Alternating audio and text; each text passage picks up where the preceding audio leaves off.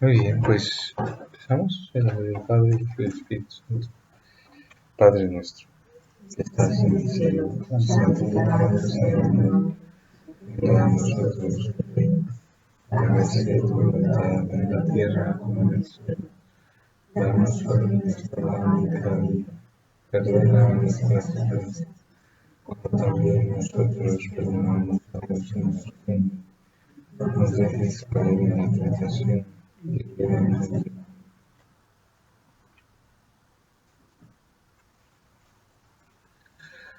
Pues muy bien, bienvenidos a nuestro seminario. El objeto de estudio es este pequeño libro de Louis Bouillet, un libro difícil, como casi todos los de Bouillet, muy denso, mucho más pequeño que la mayoría de sus libros. Tenemos aquí a Javier, que es el traductor del francés de esta edición. El libro no se conocía en español, es la primera traducción que se hace. La había traducido Hans Urs von Balthasar al alemán y le añadió un epílogo que también hemos publicado. El epílogo es importante, ¿sí? Entre Bouillet y Hans Urs von Balthasar había una cierta amistad.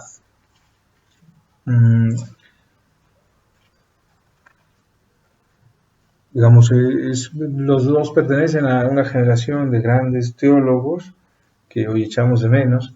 Sí, Henri de Lubac, Hans Urs von Balthasar, Bouillet eran amigos, bueno, y otros muchos, quizá no muchos, algunos otros. Curiosamente todos coincidieron en 1971 en la Comisión Teológica Internacional, cuando se formó por primera vez, la formó el Papa Pablo VI, y aquello era extraordinario, ¿sí? Grandes figuras.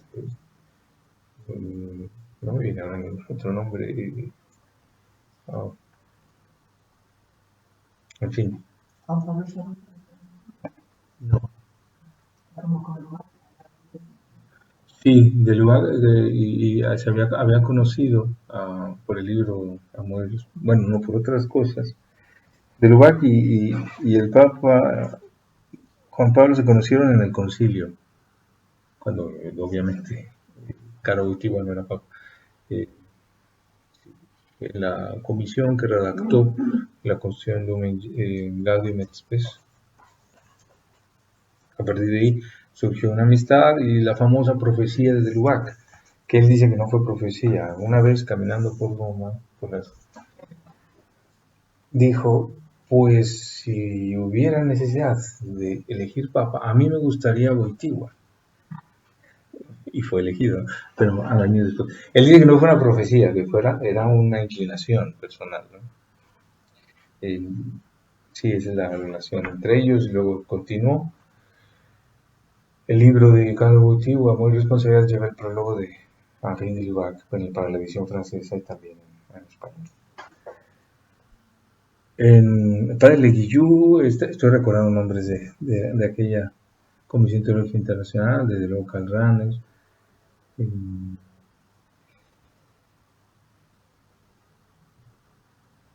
El libro perdón, una palabra sobre el autor. Bouillet es un sacerdote del oratorio de Francia, del oratorio de San Felipe Neri, pero de Francia, porque el oratorio de San Felipe Neri no es como una congregación religiosa que tiene un superior general, ¿no? El oratorio se funda y el oratorio fundado puede tener casas filiales, pero no forman una gran provincia. Bueno, el oratorio de Francia se fundó en el siglo XVI por el cardenal Pierre de Viril, uno muy importante en la historia de la teología. Y ha tenido ese sello el oratorio en Francia de grandes teólogos. Pero Bouillet venía del protestantismo, él fue ministro protestante antes que sacerdote católico. Estrictamente un hugonot, ¿no? Un protestante francés. Se acaba de publicar, he visto esta mañana, o quizá ya tiene, no sé, yo lo vi esta mañana, el libro de Bouillet, Del protestantismo al catolicismo, que es autobiográfico. Hoy lo vi en la librería de Calle Ayala, Carmelitas. Bueno, es una buena noticia que Bulle se conozca más. De hecho, se conoció en España más en los años 60 y 70, se traducía mucho, cosas muy buenas, que ahora. Se tradujo la eclesiología de Bouillet, que se llama La Iglesia de Dios, es una de sus obras de arte. El más conocido en España era un libro que se llama La Biblia y el Evangelio. Este libro es de los años 40 y representa ya mucho de lo que después en el concilio se llevó a cabo con la constitución del Verbo. Pero él siguió trabajando hasta el 2000 que murió, o 2000 y poco. Su obra más madura no la conocemos en español. Es una trilogía trinitaria. El Padre Invisible, el Hijo Eterno, el Espíritu Consolador. Bien, esperemos que se conozca. Me dicen que también en Francia está un poco olvidado. De hecho, estos libros no se consiguen ni en francés. Estos tres que he citado. En fin, pero es de esos autores que no pasan y que irán mostrando su valor.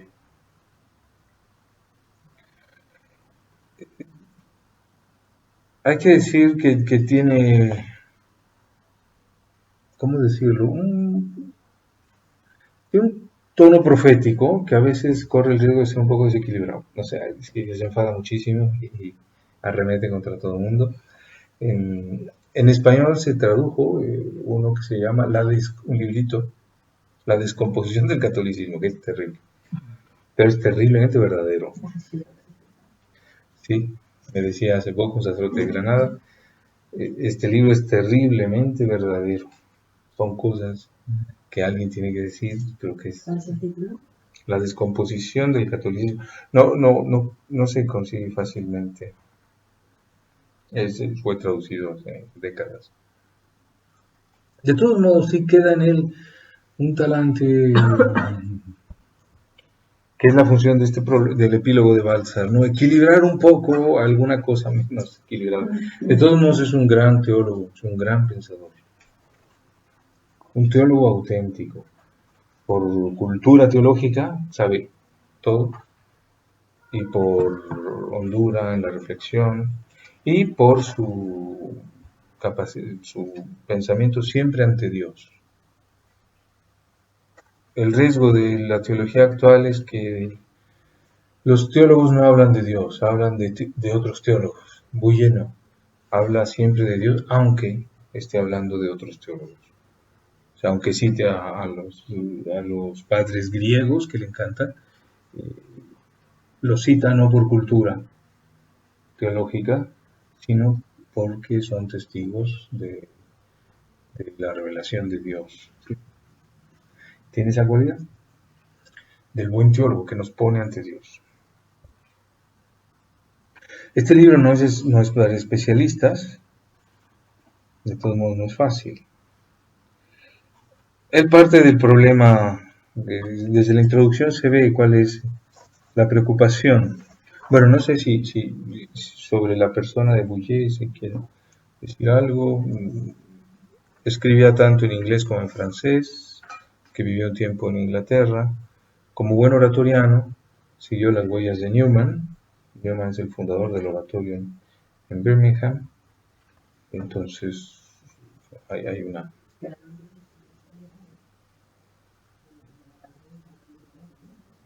De Birmingham,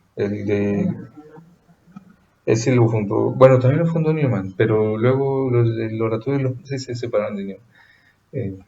Ahora deben estar ya. Sí. Qué bien, me alegro. Entonces, por eso, a su cultura teológica le permite estas cosas, ¿no? Escribir en inglés, en francés. Su estilo literario es abstruso, es pesadillo. Ya, no tiene Lo habrá sufrido Javier. Lo sufrió Hans Urs von Balzac también, intentando pasar del alemán al francés las obras de Bouillet. Él personalmente, Balzac, y tradujo, no sé, unos 10 libros de Bouillet. O sea, le dio mucha importancia y los publicó en alemán.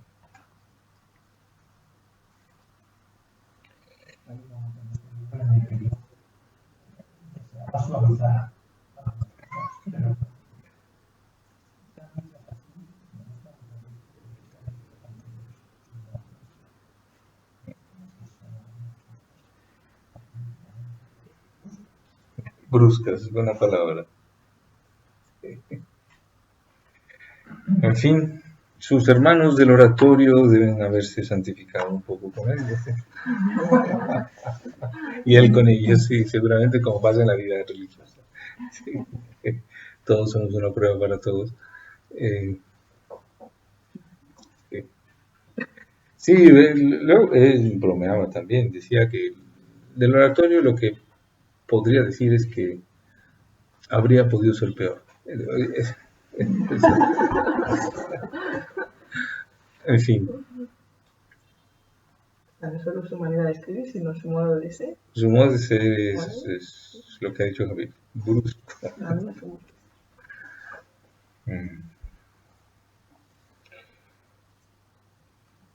Sí, no sé qué más decir de él.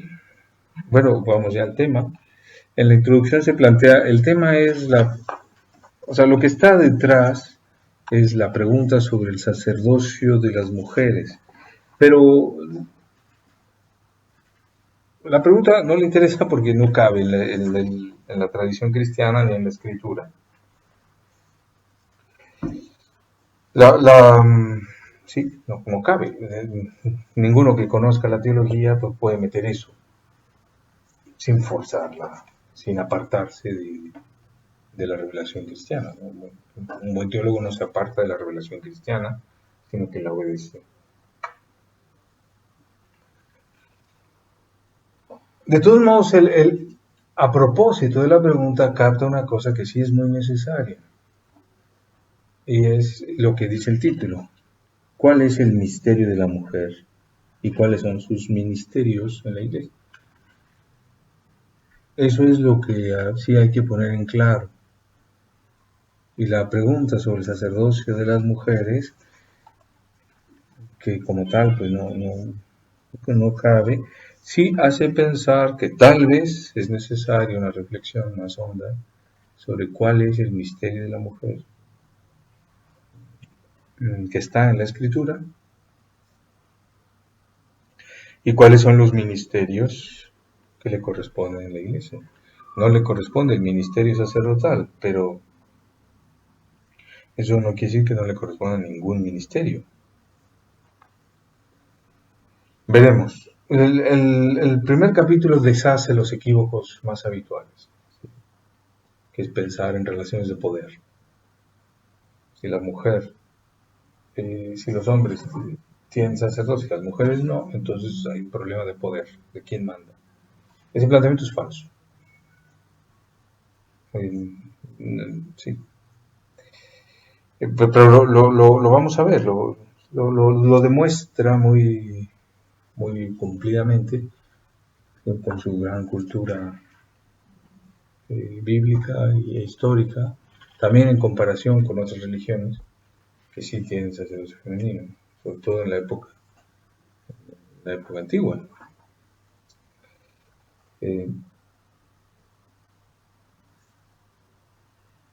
En fin, este es el tema, de esto se trata. El libro originalmente es del año 70 y algo, ¿no? Me parece. 76. Al año siguiente se publicó en alemán, lo publicó Balthasar.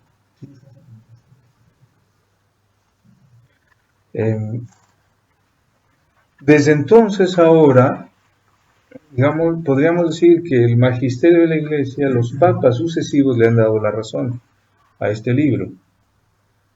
Sí, en el mismo turno habló Juan Pablo II sobre la mujer. ¿sí? No le corresponde el ministerio sacerdotal porque le corresponde otro más grande, ¿sí? En el mismo tono, Benedicto XVI y el Papa Francisco también ponen las cosas así.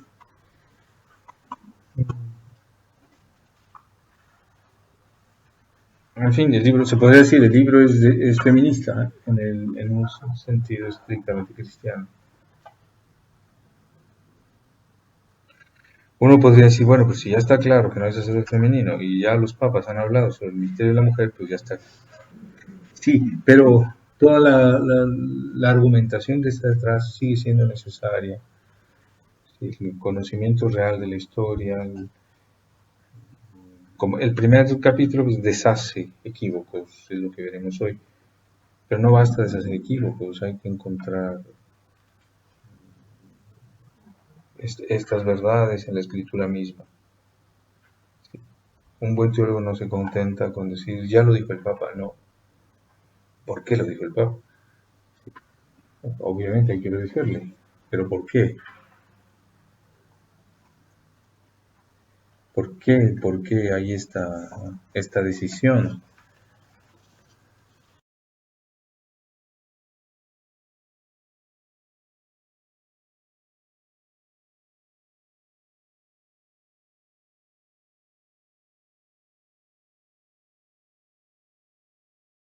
Empezamos la lectura de la introducción. Empezamos a leer la introducción, la página 11.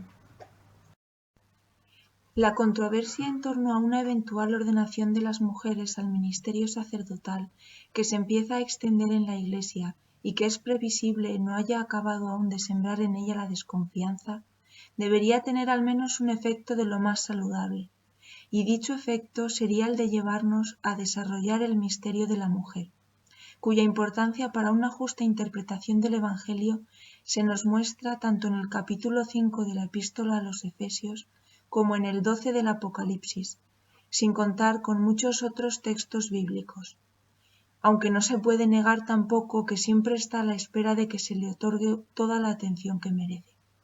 Sin duda que esta sería la mejor manera y más efectiva de hacer frente a la actual inundación de una sexualidad aún más descentrada que desenfrenada. Muy bien. Aquí se ve el propósito. Bouyer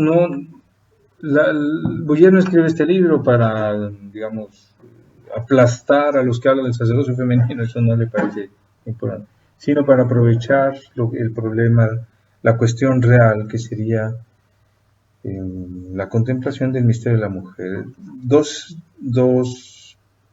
citas esenciales del Nuevo Testamento, Efesios 5, donde se resume toda la historia de la salvación entre Cristo y la Iglesia, y se resume precisamente con una relación esponsal. San Pablo está hablando del matrimonio, está escribiendo a los casados, y al describir la relación entre marido y mujer, y entre mujer y marido, en las dos direcciones, se refiere a la relación entre Cristo y la Iglesia.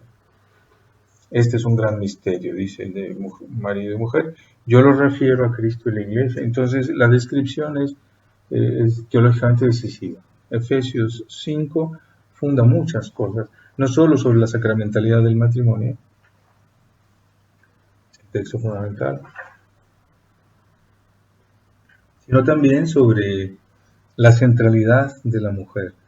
Cristo y la mujer, Cristo y la Iglesia. No dice Cristo y Pedro, Cristo y los apóstoles, sino todavía hay una relación más fundamental entre Cristo y la mujer, que es la Iglesia, más fundamental que la relación que hay entre Cristo y los apóstoles. El otro texto es Apocalipsis 12, la descripción de la mujer que da a luz a un hijo varón, que es arrebatado al cielo en cuanto es dado a luz, y la mujer se queda sola en la tierra, perseguida por el dragón y por otras fuerzas terrenas. Esta mujer representa toda la Iglesia. O como decía el cardenal Ratzinger en una famosa entrevista, la Iglesia es femenina. La Iglesia, como recapitulación de todos los misterios cristianos, es femenino. Eso es sobre ese misterio sobre el que hay que contemplar y sobre el que hay que reflexionar. La contemplación de este misterio es lo que ayudaría a encontrar el orden de la sexualidad. O sea, típico del gran teólogo, en lugar de discutir problemas morales, vamos a la raíz del desorden moral. Eso no quiere decir que no haya, que no se necesite, sí, también a veces una de la teología moral, pero es inútil sin esta contemplación.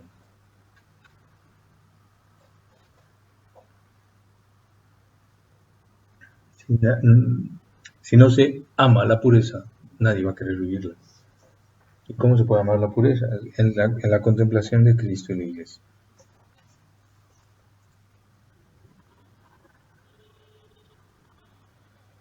Muy bien. Así que en el libro se hablará poco de la sexualidad en el sentido de orden y desorden. Pero sobre esto hay libros muy buenos, los del padre Anatreila, el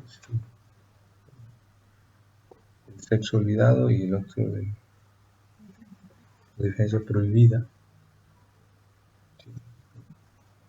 La diferencia de los libros es que uno es barato y otro muy caro. Pero el de el sexo olvidado también vale la pena, es menos conocido.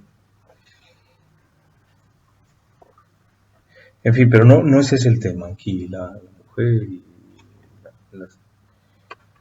la problemática sexual. ¿Seguimos? En cualquier caso, el que la puesta en cuestión del permanente rechazo de la tradición judía y cristiana en lo relativo a la admisión de un sacerdocio femenino, o más bien asexuado, indiferentemente atribuido tanto a la mujer como al varón, sea un hecho de una época y de una mentalidad tan claramente desorientada en todo lo que se refiere a este ámbito, no es mera casualidad. Se da uno perfectamente cuenta de ello cuando se examinan los extrañamente sofisticados motivos que en este sentido alegan los partidarios de un cambio radical. Las ignorancias y los desconocimientos que así ponen de manifiesto son la prueba de la profundidad del malestar que existe respecto de la mujer, de su verdadero lugar y de su papel clave en la sociedad. En una palabra, de aquello en que consiste la dignidad femenina, completamente ajena, se diría, a lo que ya nadie se atreve a llamar nuestra civilización. Lenguaje es irónico, ¿no? No sé si quiere decir algo. Sí, que la propuesta del sacerdocio femenino es ciertamente más que femenino, es asexuado. O sea, lo que modernamente está en juego, y es lo que demuestra muy bien Ana Trella, no es la igualdad o desigualdad entre hombre y mujer, sino la importancia de ser hombre o ser mujer, la importancia de la diferencia sexual, ¿sí? Se proyecta una humanidad en la que la diferencia no sea importante, y por eso puede ser hombre, puede ser mujer, ¿qué más da? En el pasado era importante, en nuestra civilización, si todavía se puede llamar así, ya no. Esto es lo que está detrás.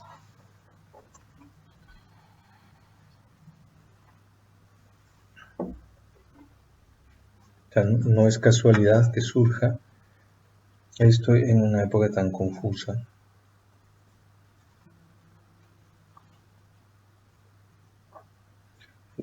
Sobre esta crisis en torno a la sexualidad, escribe con mucha precisión como sociólogo, un sociólogo coreano que enseña en Alemania, se llama Byung, con Y, Byung. Son libros pequeñitos que publica Herder. Se puede leer La agonía del Eros, eso es Es un análisis de la literatura más reciente y de las películas. Sí, señor de Feliz. Con B. El agonía del Eros. Es el que yo he leído. Tiene más. Un librito de 90 páginas. Con análisis sociológico y de la cultura es muy válido. Sí, pero no es el punto de vista de Bouyer. Terminamos la introducción. Examinar y criticar esos falsos razonamientos será así el camino más rápido y más natural para despejar el terreno de los prejuicios que lo entorpecen, no siendo siempre los peores los más antiguos, procediendo a continuación a resaltar el misterio de la mujer en toda su autenticidad y en todas sus exigencias. Entonces pasaríamos al capítulo primero, precisamente deshacer sofismas, falsos planteamientos, falsos presupuestos históricos. Se generaliza mucho. Eran machistas, eran no sé qué. Bueno, Bouyer aquí es donde nos hace caminar en terreno firme, conoce muy bien la historia antigua del cristianismo y de las religiones que rodean el entorno bíblico. Lo que hace este capítulo es mostrar cómo el que no accedan las mujeres al sacerdocio ni en Israel, ni en la Iglesia, ni en el Antiguo ni en el Nuevo Testamento, no es una convicción de la cultura antigua. ¿Por qué no? Porque la convicción de la cultura antigua era la contraria, que sí accedieran. Había sacerdotisas. Entonces tiene que haber algo muy especial en la Biblia, Antiguo y Nuevo Testamento, para esta prohibición pero es que tampoco es una prohibición porque a nadie se le ocurre, no había necesidad de prohibirlo. ¿Sí? Tiene que haber algo muy especial. ¿Qué es eso tan especial que solo la Biblia ve respecto de la mujer y que impide que acceda al sacerdocio? El prejuicio es algo negativo sobre la mujer, se le ve como un ser inferior. Pero es que es precisamente lo contrario. De todas las culturas circundantes, la única que afirma la igualdad del hombre y la mujer es la Biblia, como creación de Dios. La única. Ni Platón, ni Aristóteles, ¿sí? Ni Buda, que es bastante anterior. Y desde luego no las culturas que rodean más cercanamente el ámbito bíblico. Entonces, no es eso, no. ¿Qué es lo que vamos a investigar? Sí se ve el razonamiento, lo he resumido en los pasos que da la argumentación. Eso es buena pedagogía. ¿No? ¿Un sacerdocio femenino? Generalmente se nos dice que el rechazo de la ordenación de las mujeres para el ministerio sacerdotal, como obispo o como sacerdote en el nivel inmediato, procede simplemente de una concepción de la desigualdad de los sexos y de una irreductible inferioridad de la mujer con respecto al hombre ya superadas.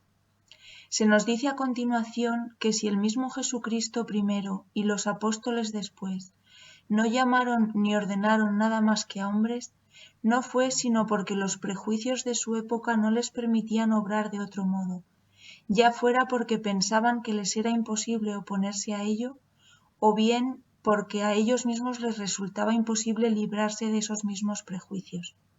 Se nos dice, en fin, que si Cristo no llamó a mujeres a su apostolado, ello no ha de tener más valor permanente para la Iglesia que el hecho de que él llamó exclusivamente a judíos. De igual modo que, desligado del mundo judío, el cristianismo llegaría a conferir sin problema el sacerdocio a quienes no eran judíos, el cristianismo de nuestros días, desligado al fin de una sociedad en la que existe una predominancia excesivamente masculina, no tendría ninguna razón de peso para rehusarlo a las mujeres. Muy bien, este es el argumento, ¿no? El argumento habitual. Antes se consideraba a la mujer inferior, ahora ya no.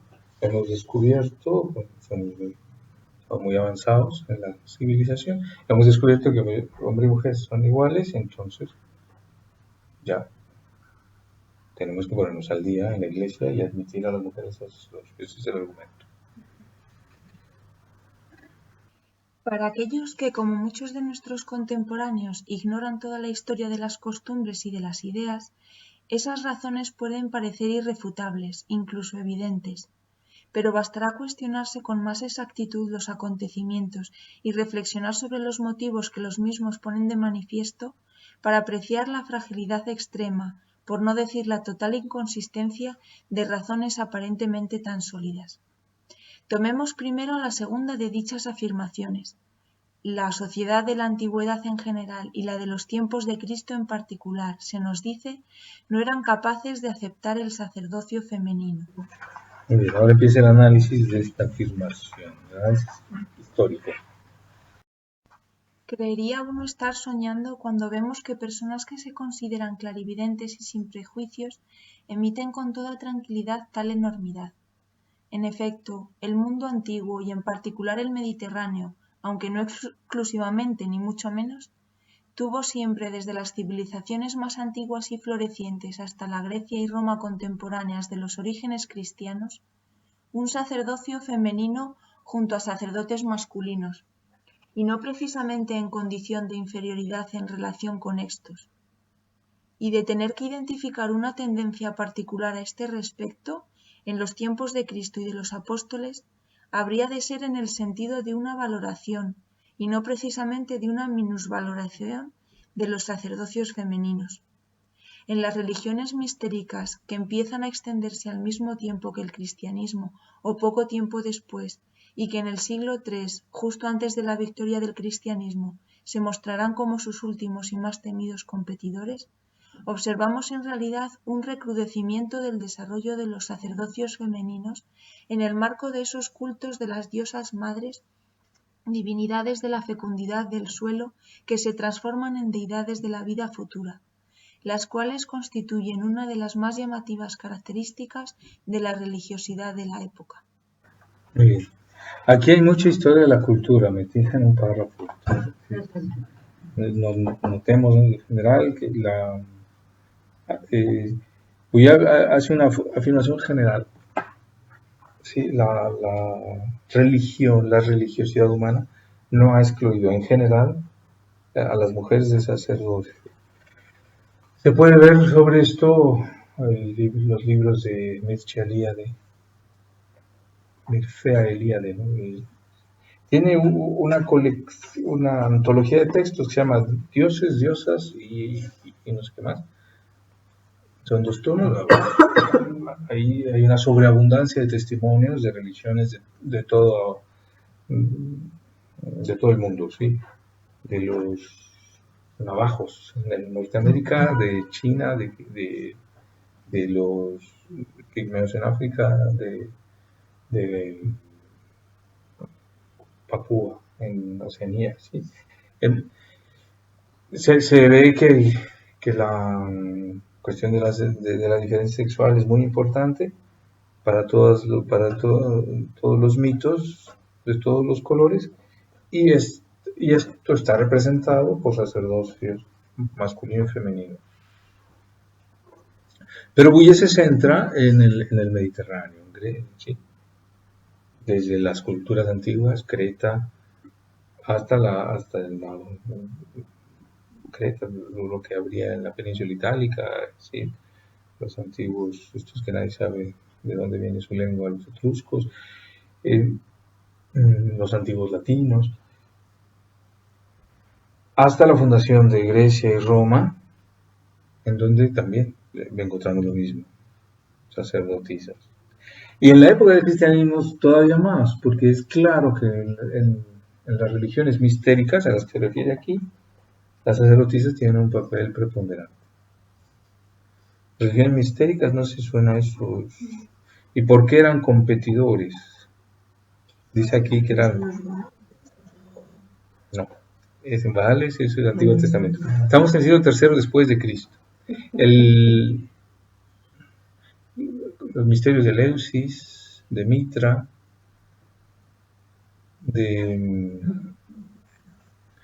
sí, eran religiones en las que,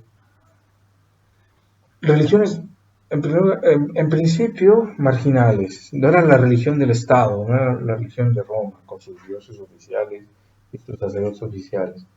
Eran religiones marginales, pero que adquirieron una popularidad enorme, y todo el mundo iba ahí. ¿Sí? Los 3 primeros siglos de la era cristiana es un mercadeo de religiones impresionante. ¿Sí? Podéis leer, no sé, por ejemplo, los intereses religiosos de Cleopatra, es increíble, una mujer religiosísima. Uno se la imagina una vanidosa, no, era una mujer religiosísima, solo que una religiosidad muy rarísima. Los intereses, las sectas tenían mucho juego. Era buen negocio también, como ahora, ¿no? Un buen predicador así de una secta. Sí, o sea, la historia de esto pues hay que seguirla, ¿no? Si queréis la novela Idus de Marzo de Thornton Wilder, pues es muy buena, porque Idus de Marzo es una novela de este autor sobre la muerte de Julio César y retrata muy bien este mercadeo de religiones, el escepticismo de la época, el asesinato de César, ¿qué año es? En el siglo I, se ve esta confusión. Las religiones más atractivas para la gente eran las mistéricas. Tenían unos cultos muy llamativos, se reunían por la noche, mataban un animal, se lo comían a mordida, una cosa así muy violenta. Participaban, había una especie de comunión con el dios asesinado, ¿sí? En fin, había un montón de...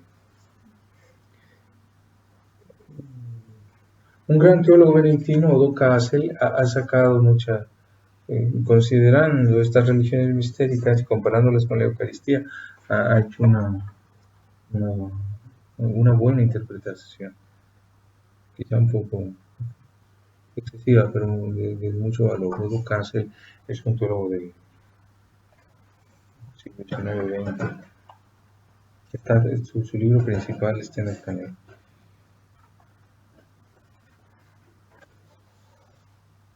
En fin, el asunto es que en estas religiones mistéricas tan populares y que competían verdaderamente con la iglesia, se le robaban fieles y al revés. En estas religiones había sacerdotisas, tenían mucha influencia. La iglesia hubiera podido decir, bueno, nosotros metemos mujeres para traer a... Pues no lo hizo. No es cambiar, un poco la contra. Este es el argumento de Bouyer. Por tanto, si el cristianismo naciente se atuvo en esto a la idea propia de la tradición judía y bíblica, de que el sacerdocio es asunto exclusivo de los varones, pese a todo lo que diferenciaba sus prácticas de las del judaísmo a causa de la generosidad de su apertura al mundo pagano, no fue en absoluto por haber cedido a la presión del ambiente o a los prejuicios habituales en el medio en el que se propagaba. Fue por el contrario en clara oposición a lo que en ese medio y de modo general se consideraba que iba de suyo.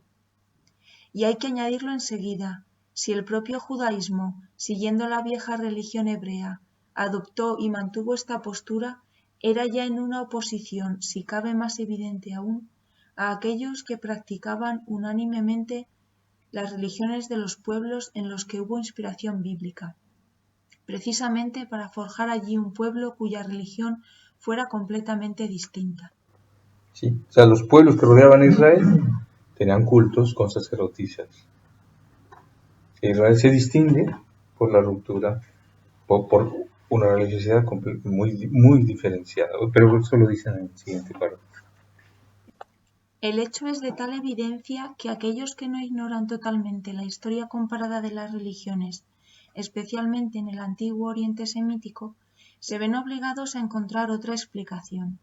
Se nos dice entonces que si en los orígenes la religión mosaica rechazó el sacerdocio femenino, ello puede explicarse porque las sacerdotisas, como se habían vinculado efectivamente con las religiones naturistas de la fecundidad y con sus cultos orgiásticos, daban lugar a prácticas inadmisibles como lo era la prostitución sagrada. Desdichadamente esta explicación o bien no explica absolutamente nada o bien prueba demasiado poco. En efecto, en esas religiones, esas prácticas, incluso la prostitución sagrada, no quedaban exclusivamente limitadas a las sacerdotisas. También existían y se daba el caso entre los sacerdotes.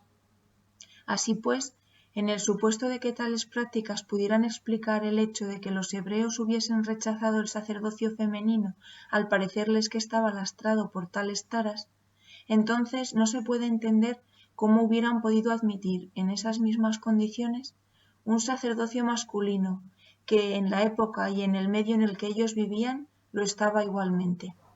Bueno, se entiende el argumento, ¿no? O sea, se suele decir, claro, el problema era moral, es una cuestión moral. Estas sacerdotisas de los pueblos paganos cananeos, pues practicaban la prostitución sagrada, se ofrecían su cuerpo al rey o al sacerdote. Entonces, ¿no? Israel, por motivos morales, excluiría del sacerdocio a las mujeres para no caer en lo mismo. Pero el argumento no vale, distribuye porque los hombres también lo hacían. Entonces, no. El motivo no puede ser ese, no es un motivo moral. Hay, pues, que reconocer sin ambajes lo que resulta evidente.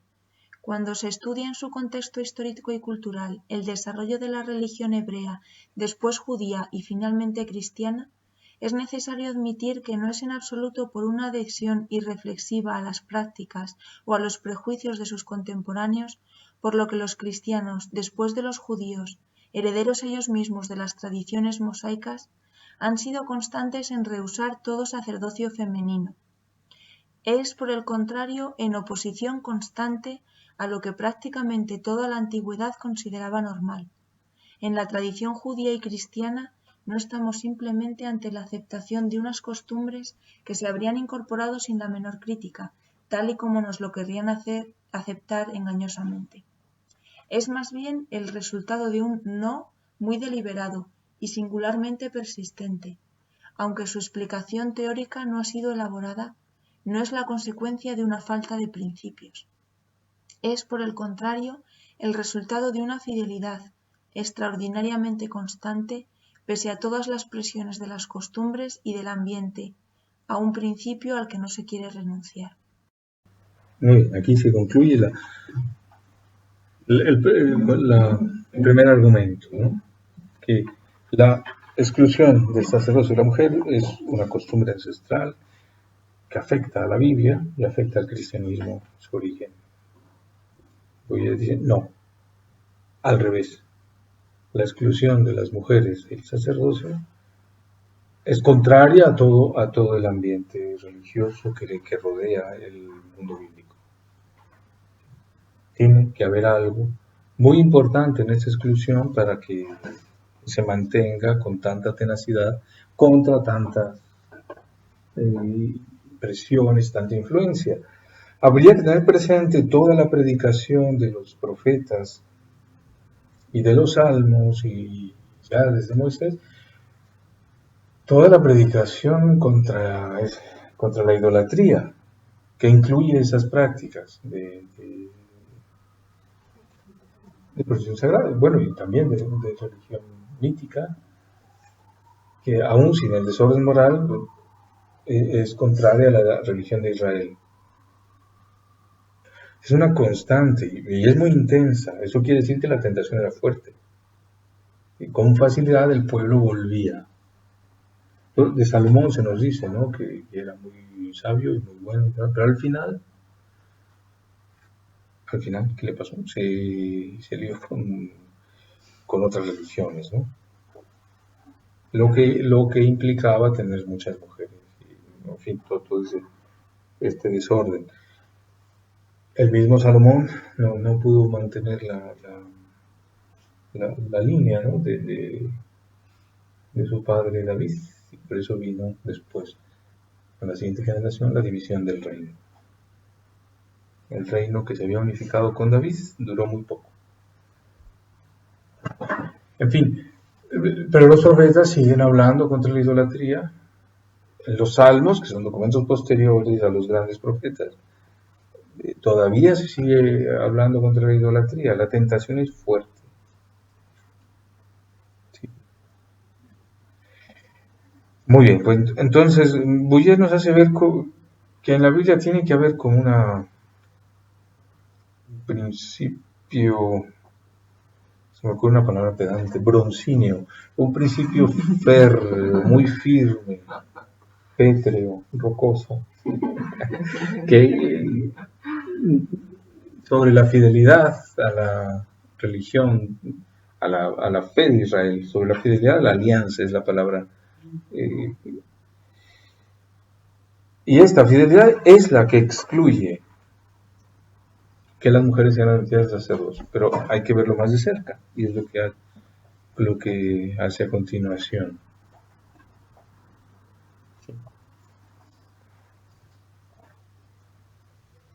Bueno, perdón por la palabra.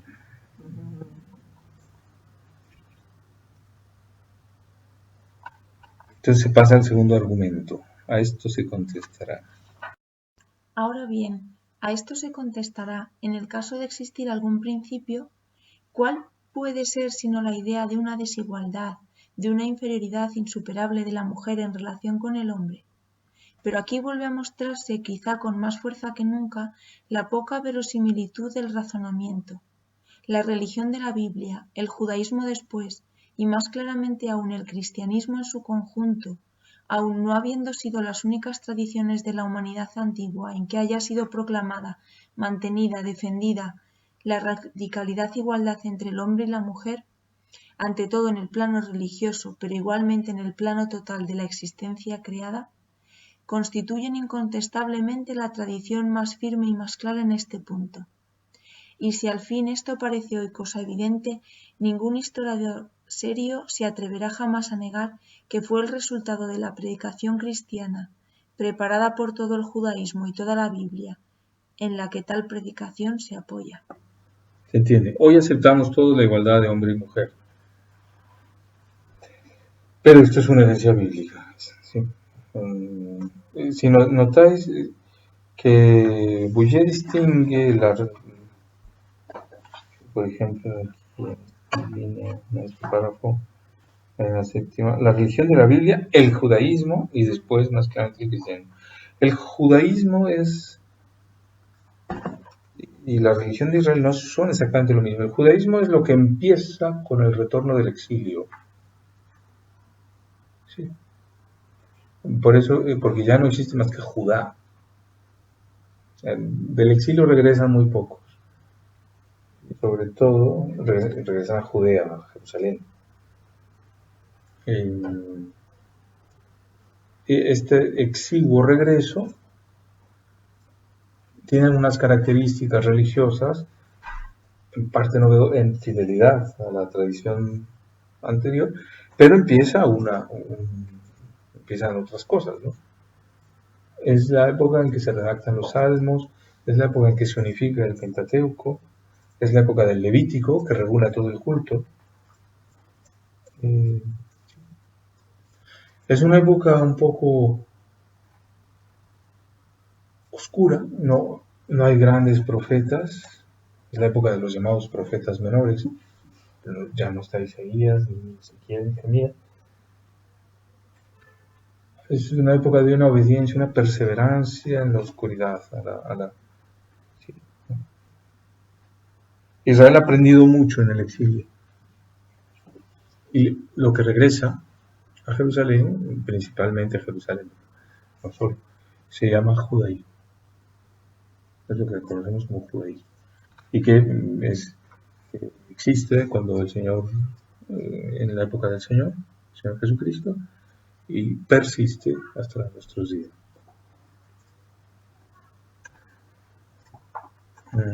Bueno, pero eso nos ha apartado un poco del argumento central.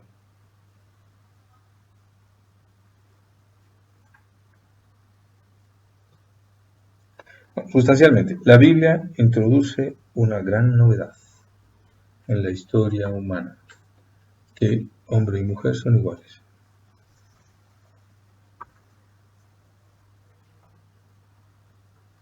¿Cuál es la explicación de Aristóteles? La hemos tratado varias veces, ¿no? Aristóteles heredó una frase que algunos pensadores cristianos copian descuidadamente, que es el gran argumento de las feministas. La mujer es un macho que salió mal, dice Aristóteles, en su fisiología, en la reproducción de los animales. ¿Sí? Cuando se dio la concepción, no había suficiente calor, entonces pues, aquello que no salió muy bien. Como un Sí. bizcocho.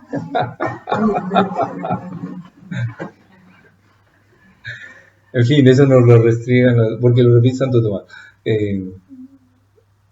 Femina más occasionatum, un macho que occasionatum es decadente, ¿no? ¿Cómo un teólogo cristiano puede decir eso cuando la Biblia dice lo contrario? Desde su primera página. Hombre y mujer los creó. Bueno, pues son incongruencias que hoy, gracias a Dios, están superadas, ¿no? En fin, y se mezclan muchos otros temas teológicos, como el pecado original. Sí. El hecho es que la verdad de la igualdad entre varón y mujer es una verdad cristiana, es una verdad bíblica y es particularmente cristiana.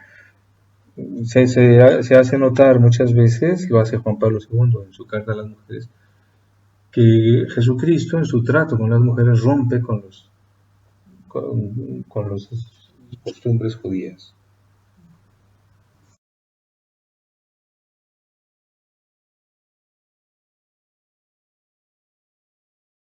Vamos a ver por qué. No es tan fácil saber, no era un desprecio. Lo explica Bouyer aquí.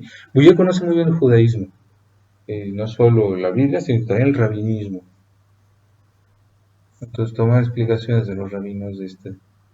Sí, ¿por qué? Hasta la fecha, si uno, eso me decía un profesor de hebreo, estás en Jerusalén, subes en un autobús lleno de Hasidim, estos judíos observantes, ¿no? Con la esta y las trenzas, y no hay sitio para sentar. Lo mejor es llevar una religiosa contigo, porque todos se retiran, no se pueden acercar. Eso decía ¿no? Que así siempre iban sentados.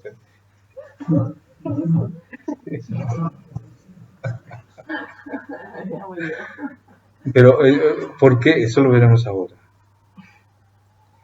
Sí, está ligado a la menstruación, al contacto con la sangre, o a la posible menstruación, obviamente, ¿no? La mujer no va a declarar si tiene periodo o no, ¿no? Es cierto que no es menos esencial al cristianismo, igual que a toda la tradición bíblica, el sostener que la mujer, para ser igual al hombre, no ha de dejar por ello de ser diferente de él. Dicho de otra forma, esta igualdad no es la de una pura y simple identidad, sino la de una complementariedad positiva y fecunda. Y como lo veremos enseguida, lo que motiva la exclusiva atribución del ministerio sacerdotal al hombre, al varón, es precisamente la salvaguardia de una necesaria complementariedad, sin la cual la pretendida igualdad de la mujer no sería más que una reducción a la nada de su originalidad e identidad propias. Aquí ya se introduce el núcleo de la respuesta. Hombre y mujer son iguales, pero al mismo tiempo diferentes, complementarios. Si al hombre se le puede confiar el sacerdocio y a la mujer no, es porque ella tiene que poner otra cosa que no pone el hombre aunque sea sacerdote. Sí, este es el argumento, la estructura del argumento. También es el de Juan Pablo II, ¿no? ¿Por qué la mujer no puede ser sacerdote? Porque tiene otra cosa que ser. No puede dejar lo propio para asumir lo ajeno, como dice al final, ¿verdad? No puede perder su originalidad e identidad propias.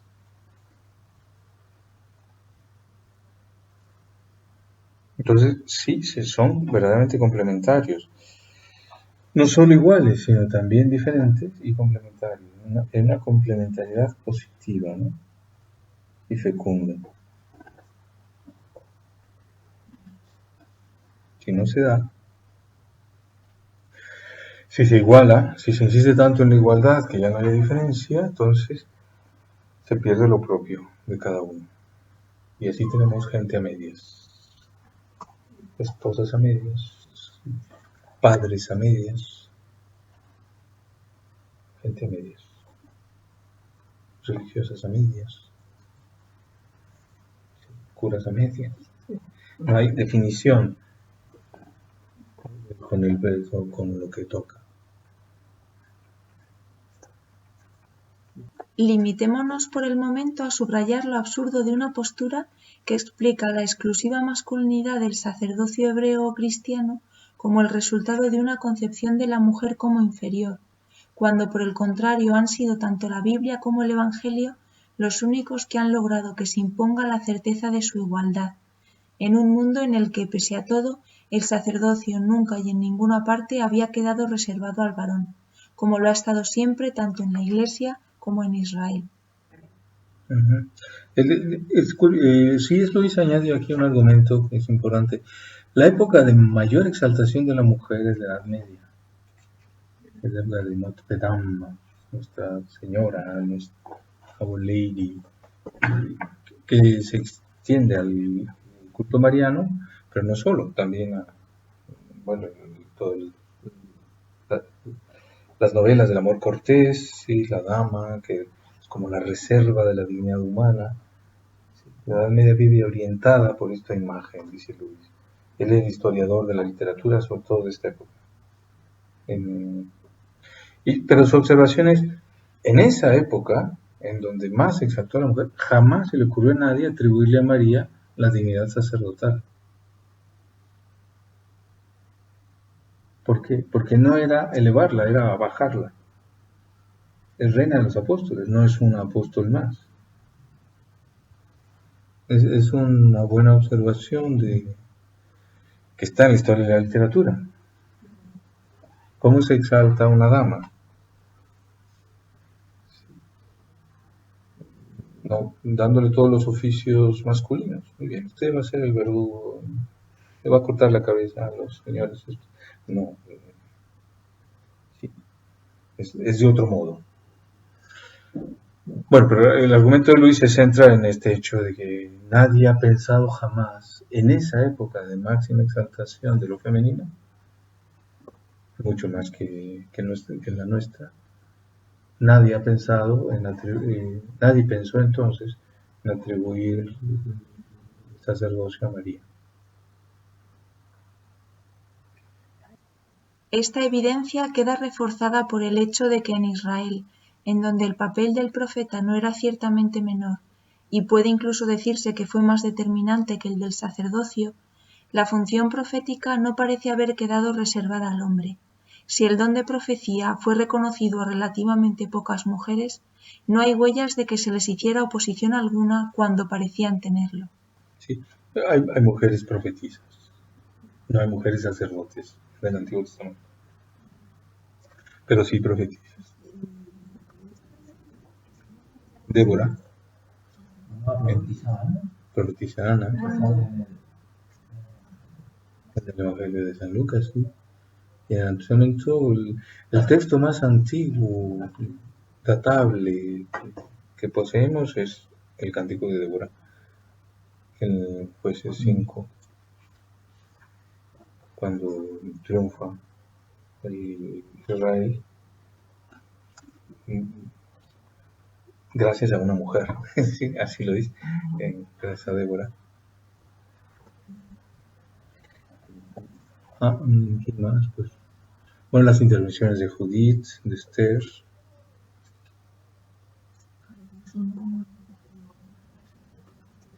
En el sentido judío, sí. La palabra profeta en el sentido judío es muy amplia. Profeta es Adán, Abraham, sí. O sea, todos los personajes elegidos que tienen una influencia. En cambio, el sacerdocio va por otra línea. Judith es elegida para salvar a Israel.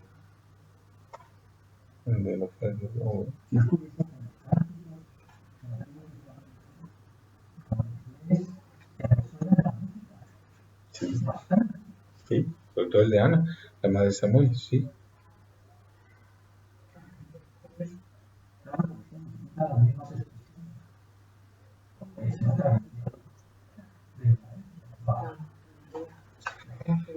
De todos modos, son pocas las mujeres que hablan en el Antiguo Testamento. Son destacadas. Adrián tiene una reflexión preciosa sobre este silencio de la mujer en el Antiguo Testamento que permite la palabra de la mujer en el Nuevo, que es la de María. Que también es muy breve, pero es la decisiva. En su librito sobre María en la Redención.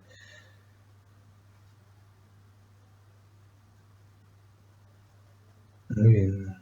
Se puede leer el libro de Ruth, ahí hay un misterio femenino que yo no tenía de terminar.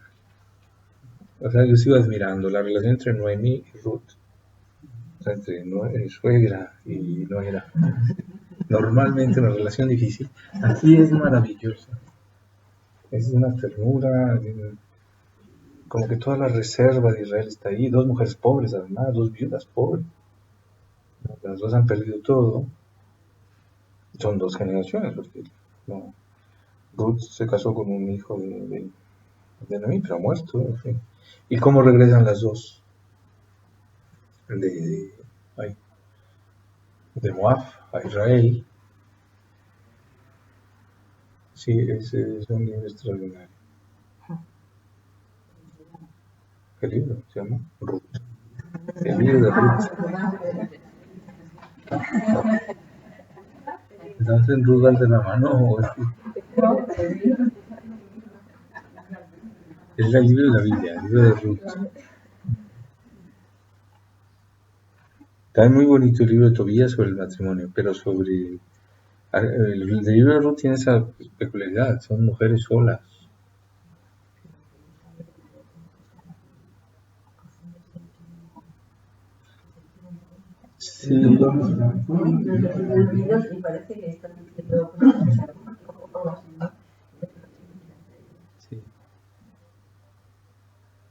Sí, sí, esto deberían leer más las mujeres. Para reconciliarse con las generaciones. Y siempre hay tensiones entre madres e hijas, entre suegras, nueras.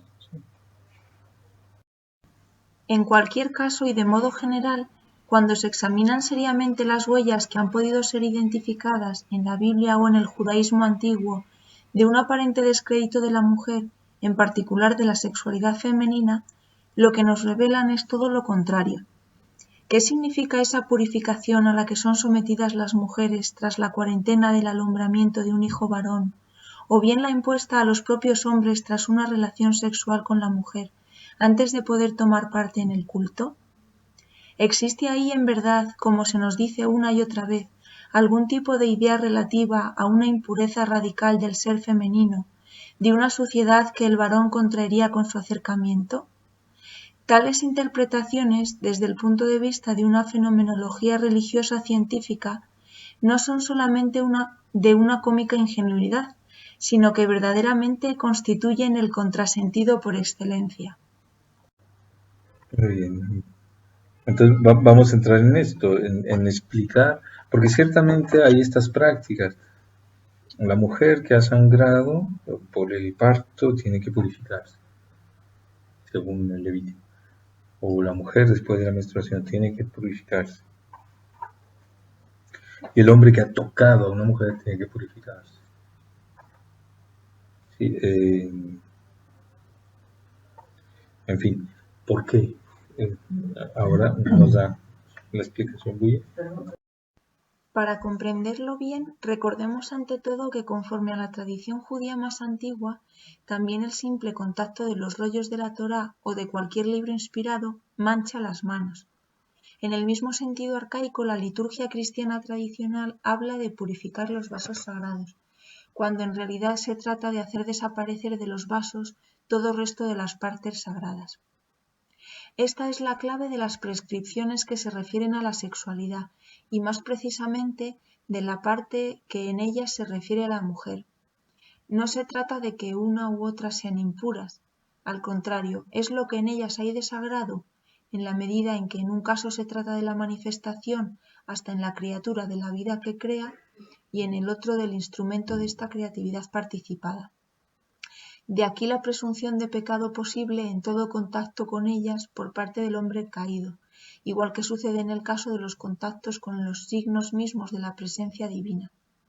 ¿Acaso no está él siempre tentado de falta de fe en la palabra de Dios, de infidelidad al designio divino que la palabra anuncia y promueve? Tanto en un caso como en el otro, si es que hay aquí preocupación por algo de corrupción, no se trata en realidad más que de esa corruptio optimi, que es evidentemente la corruptio pésima. No, bueno, nos quedamos un poco. ¿Se sigue la argumentación? O sea, el contacto sexual hace impuro no porque el sexo sea impuro, sino porque es sagrado para Israel. Y entonces, como uno nunca se acerca en la actitud adecuada, perfectamente adecuada, por eso es necesario purificarse.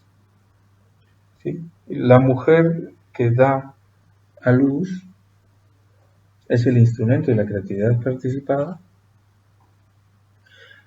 tiene una santidad especial, digamos, para la Biblia biológica. La Biblia no separa entre cuerpo y alma tanto como en el ámbito de Grecia. Pues, hay una santidad en los hechos biológicos y fisiológicos de la gestación y del parto. Es tan santo aquello que la mujer concreta debe purificarse porque no está a la altura. Pero tendría que purificarse antes.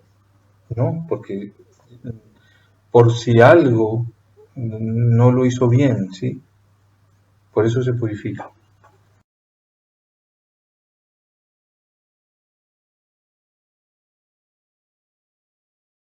O sea, todo lo que tiene que ver con la vida, la sangre, la muerte, es de Dios, entonces no se puede tocar. Pero si lo tocas te purificaría tocar, por eso tú no te tendrías que purificar. Eso es lo que yo me digo. No. La mujer que da a luz está haciendo un acto purísimo. ¿Sí? No es que se purifique, es que está haciendo algo, es instrumento de algo muy grande.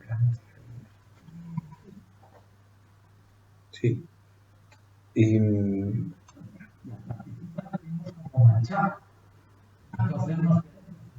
sí.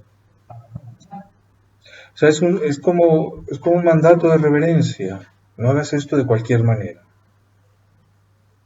Como lo de tocarlo, el rollo de la Torá. No puedes tocarlo más que cuando te tocas. Si lo tocas y lo rozas, te tienes que ir a purificar.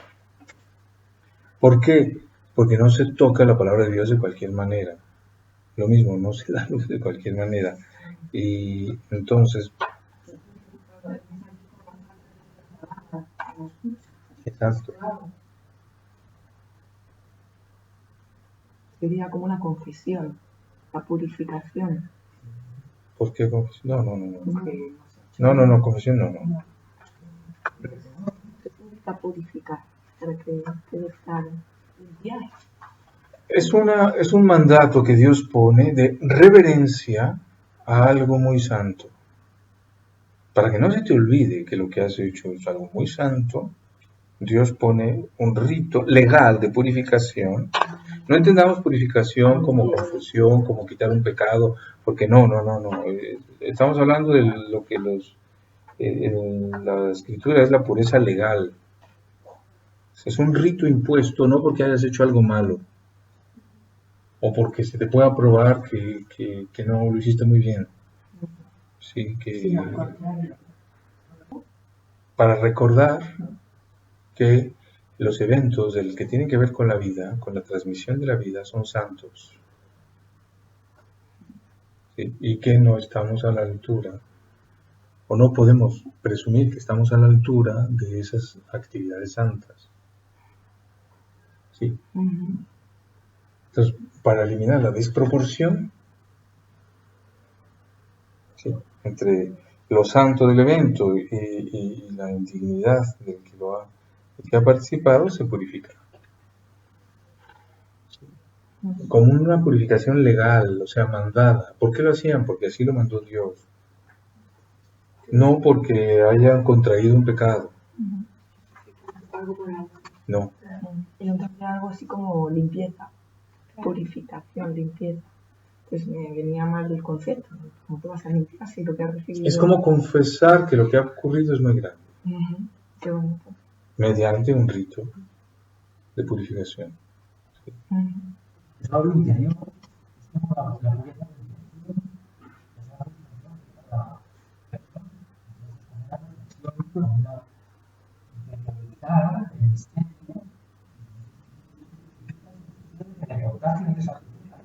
Eso es.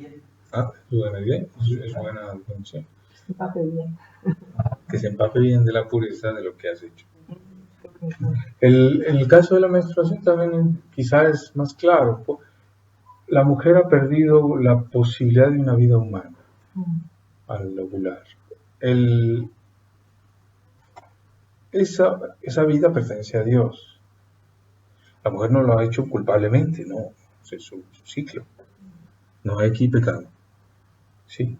Sin embargo, ella con el rito de purificación postmenstrual tiene que reconocer que su organismo es servidor de Dios, es transmisor de la vida, es el sentido de esa purificación. Lo mismo la comida kosher, bueno, paralelamente, ¿no? La sangre de los animales también es de Dios, por eso el judío no puede comer la sangre. ¿Sí? En el certificado de cómo ha sido sacrificado, cómo ha sido desangrado. Sí, por eso creo que es un procedimiento especial. Pero el rabino tiene que ver y certificar. De hecho, creo que viven más de eso que de otra cosa. Certificar animalitos bien certificados. Bueno, sí se entiende. Entonces cambia mucho la cosa, sí.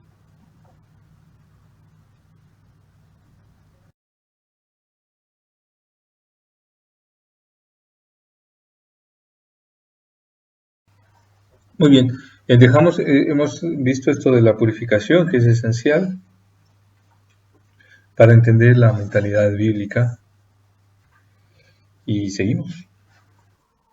¿Y no se habrá querido deducir lo mismo de la bendición que los rabinos han enseñado a pronunciar a los hombres, de haber sido creados hombres y no mujeres? Lo que se olvida en este caso es ante todo que los mismos rabinos prescriben a las mujeres y de modo semejante que bendigan a Dios por haber sido creadas como son. ¿Cuál es el sentido, en efecto, de una y de la otra de estas bendiciones? Es, según no han dejado de explicarlo los mismos rabinos, que todo el yugo de la Torá y en particular las funciones sacerdotales, la abodá, el servicio sacrificial, ha sido impuesto solamente al hombre, el cual está siempre en la tentación de negarse a causa de las exigencias suplementarias que él mismo implica.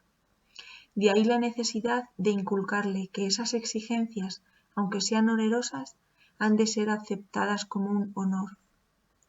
Recíprocamente la mujer, respecto de la cual Dios manifiesta más la liberalidad de su misericordia que la severidad de su justicia, no tiene más remedio que rendir a Dios una pura acción de gracias por esa vocación suya. Sin embargo, esto no significa en absoluto que la mujer haya sido excluida del culto. Es simplemente que no le corresponde a ella la responsabilidad del culto público, aunque quede en él acogida al mismo nivel que el hombre, porque ella es la que tiene la responsabilidad de esa célula fundamental del pueblo de Dios que es el hogar familiar, que para Israel sigue siendo el primer santuario y el definitivo. Y es por eso por lo que a ella le corresponde como tal la preparación del convite pascual, que es el sacrificio bíblico por excelencia, y la de toda comida sagrada, aunque no le toque presidirla, así como también le corresponde encender cada sábado la luz sabática. Bien, son maneras de hacer ver el papel de la mujer. Luego pasa a un argumento de orden distinto, ¿no? Si se sigue la argumentación. La mujer no está excluida del culto, tiene un papel especial en él. Cada uno dirá, claro, le toca cocinar, ¿no? El de preparar la comida pascual.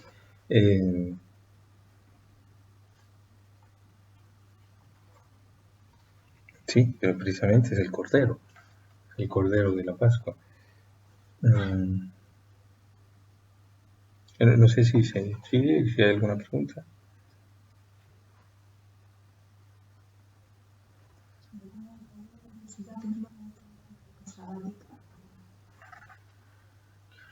Sí, para la cena pascual, para la cena sabática, que es el viernes lo que para nosotros es el viernes por la tarde, sí es la mujer la encargada de encender. Sí, luego el padre de familia preside la cena, el Shabbat. Sí. Es muy importante esto de ¿cómo dice la célula, ¿no? El hogar. El primer santuario definitivo es el hogar familiar. Célula fundamental. Sí, es el ser custodia, el custodio de Dios. La mujer es el custodio de Dios, de la casa, de la familia. Y esto en la Biblia tiene una máxima importancia. Es lo que se ve en el libro de Ruth. Estas dos mujeres, en su pobreza, representan esto, la continuidad del pueblo de Israel. Por eso Ruth aparece en la genealogía de Jesús, en el Evangelio de San Mateo, en el primer capítulo. Ruth, la moabita, la no israelita, es madre de el abuelo de David, ¿no? Algo así, o por ahí. Por eso está en la genealogía de Jesús, según San Mateo.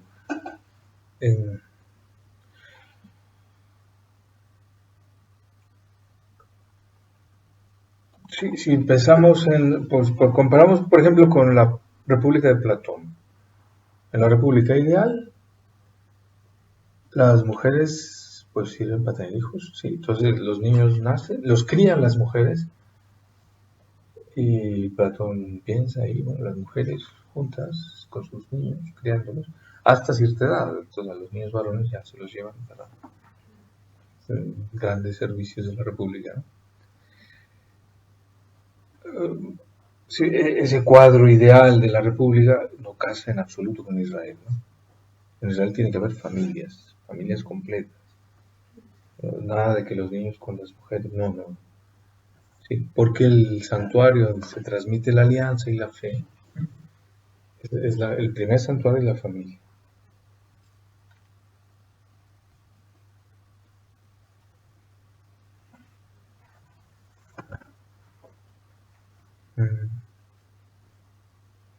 Hasta la fecha, todo hijo de madre judía tiene derecho a la nacionalidad israelita.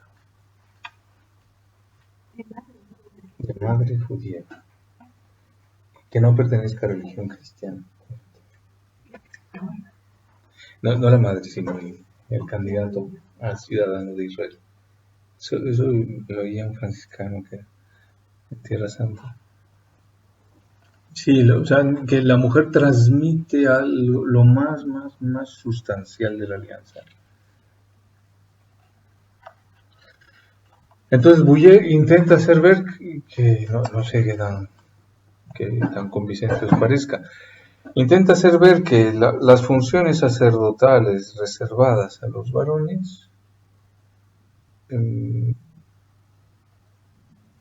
no son de mayor dignidad que las funciones reservadas a las mujeres del hogar. Sí.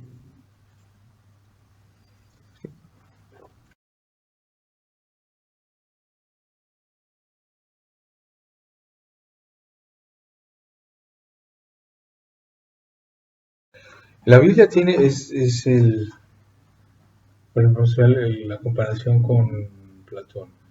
Para Platón, los eventos del cuerpo son necesarios, pero no son importantes. Son útiles,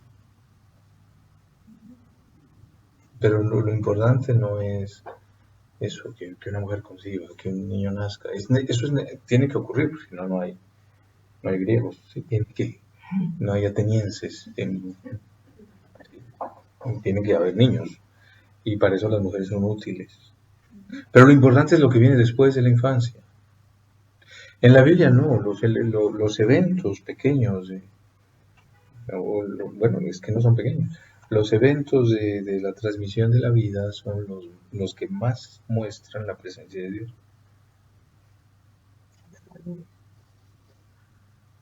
La presencia misma de Dios, no la grandeza de la República, sino la, la alianza vivida en familia. El párrafo anterior insiste en una cosa, es difícil, a mí me resulta un poco difícil de captar, que Dios en Israel sobrecarga a los hombres imponiéndoles las cargas sacerdotales y otros preceptos cultuales, ¿no? Las cargas sacerdotales solo a los levitas y otros preceptos a todos los varones. ¿Sí? Son los que leen la Torah, el famoso momento de los niños que leían la Torah, ¿cómo se llama? Bar Mitzvah.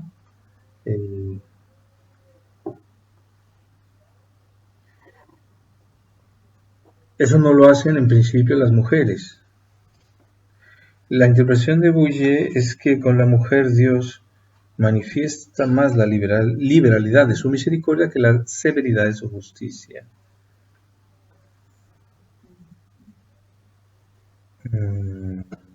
Porque el varón es más reacio a someterse a la ley.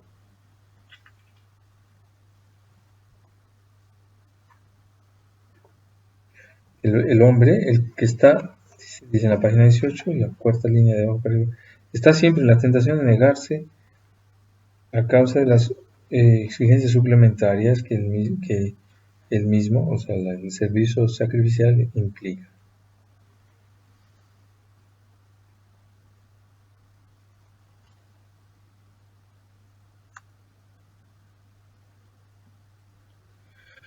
Lo que en el varón tiene que ser solemne, en la mujer es más sencillo. Es lo que viene a decir, ¿no?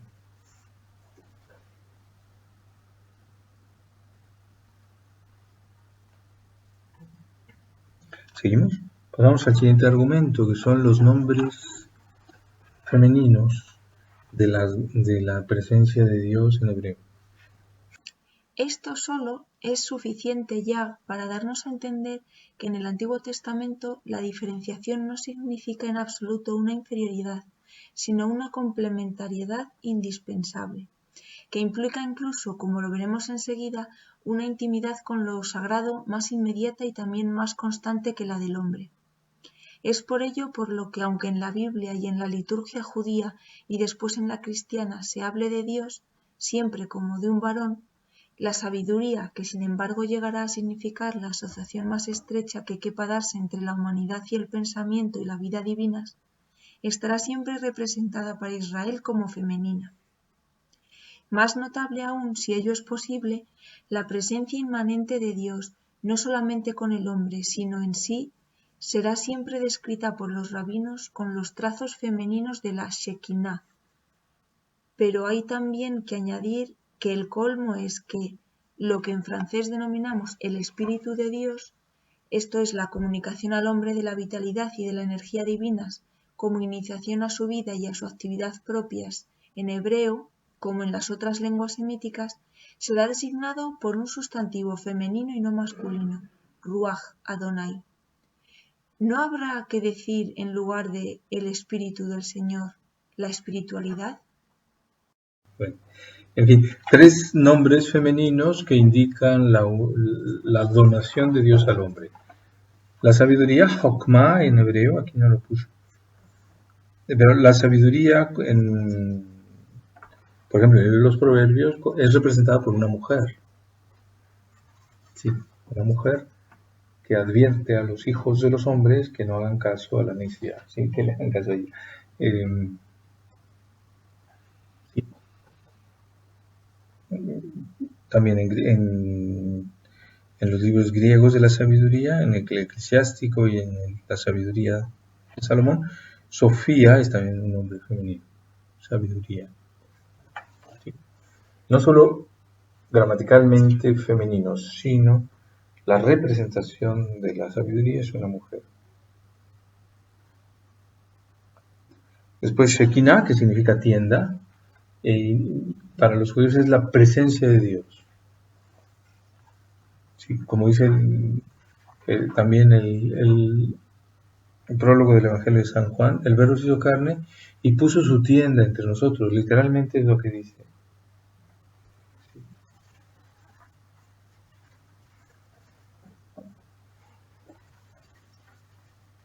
Y finalmente, y lo más llamativo es que el Espíritu de Dios, Ruach Adonai, también Ruach es una palabra femenina.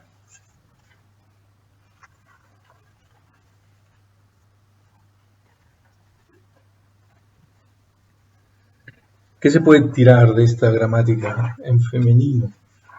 Pues Buye concluye que la representación de lo divino tiene que ser femenina.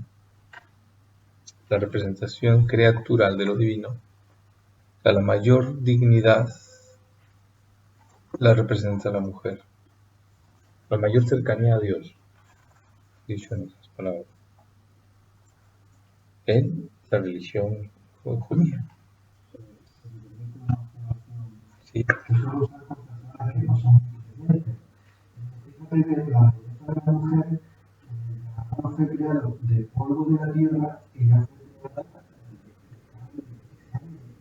o sea, como la sustancia más. Sí. Pues sí, en el mismo sentido. Sí. Así, ¿por qué la mujer es la última en ser creada? Cuando se dice el chiste, ¿no? Pero no, va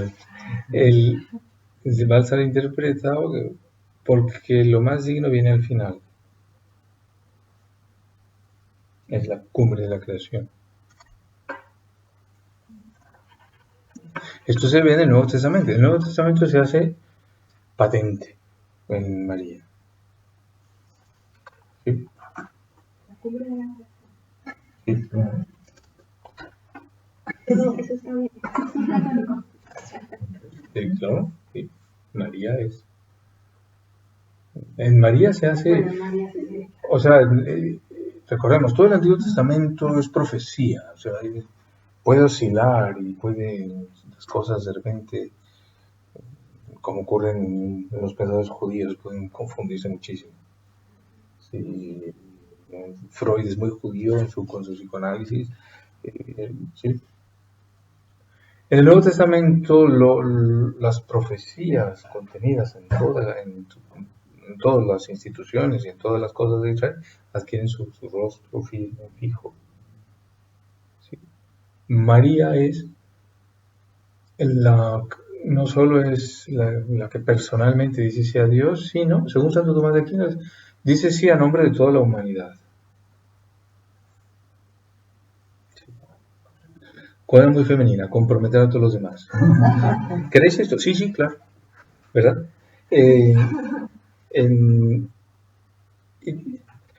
La teología también, ¿cómo? No, pero María no. María dice sí a nombre de todo el género humano. Compromete al género humano. Según Santo Tomás de Aquino, según Nicolás Cabasilas, María es con causa de la creación. O sea, Dios, para crear el mundo, cuenta con el sí futuro de María. En fin, hay mucha teología detrás. De fondo también está el hecho de que la relación entre el creador y la creación es esponsal. Y por tanto tiene la representación personal de la creación entera tiene que ser femenina frente al esposo que es Dios. Esto está también en las figuras post-exílicas de la ciudad de Dios, que es Jerusalén, como mujer.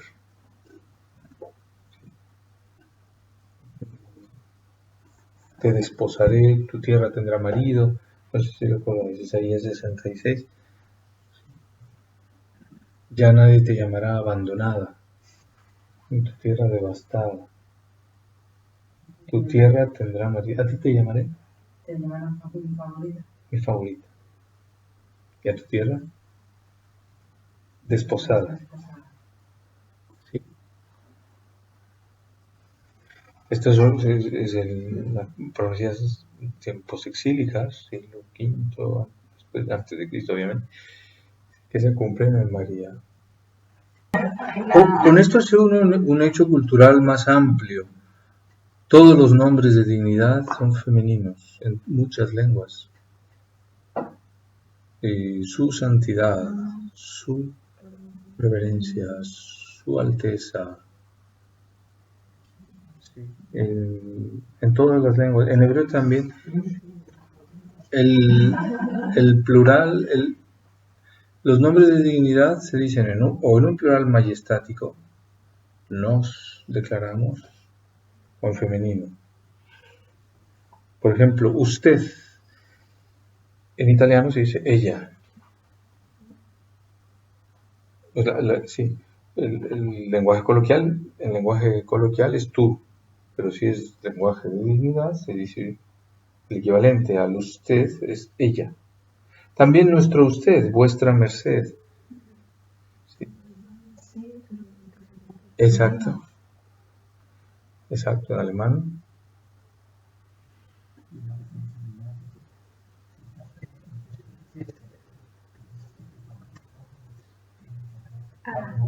De autoridad. Cuando el rey, el juez y el sacerdote quieren ejercer sus poderes, se ponen falda.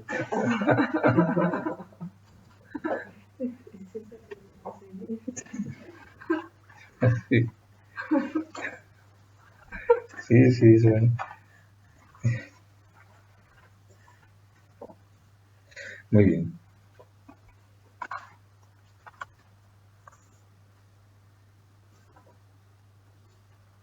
Bueno, yo lo que alcanzo a obtener de todo esto es que la mujer representa mejor personalmente la dignidad humana, porque representa la receptividad de los hombres a Dios que viene, a Dios que se hace presente. La acogida de Dios en la creación es femenina, en todos, en hombres y mujeres. Y por eso, personalmente, la representa mejor la mujer. ¿Se entiende por qué? Que con Dios, obviamente, Él tiene la iniciativa.